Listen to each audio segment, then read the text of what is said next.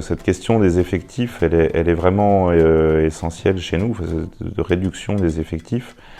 Ça a affecté de manière assez importante la qualité du service public que l'on rend aux Français de l'étranger, notamment en matière de délai, de certains services dont les délais explosent, comme les transcriptions d'actes de naissance ou de mariage, où il faut compter des fois entre 2 mois, 2 ans pour aboutir.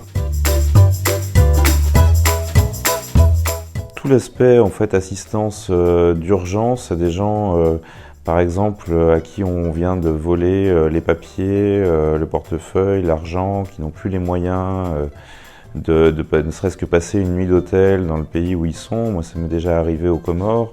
Auparavant, on affrontait ça avec des systèmes d'avance remboursables.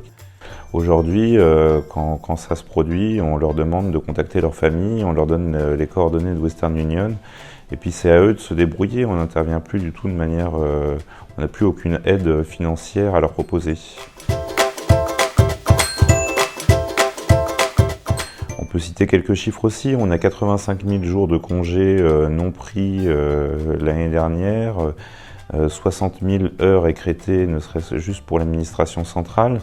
Ça fait déjà au moins 400 ETP sur un ministère qui compte 8 000 agents publics, on va dire. C'est beaucoup, et puis on est assez largement loin du compte, parce que notamment à l'étranger, on a les agents ne badgent pas, ils ne comptent pas leurs heures, on fait des semaines de 60, 70 heures, et tout ça n'est pas pris en compte. Si on pouvait avoir plus d'effectifs, on pourrait réduire la fatigue des personnels, et on pourrait proposer un service public à nos compatriotes digne de ce nom, en tout cas digne de ce qu'il était auparavant, qu'il n'est plus aujourd'hui.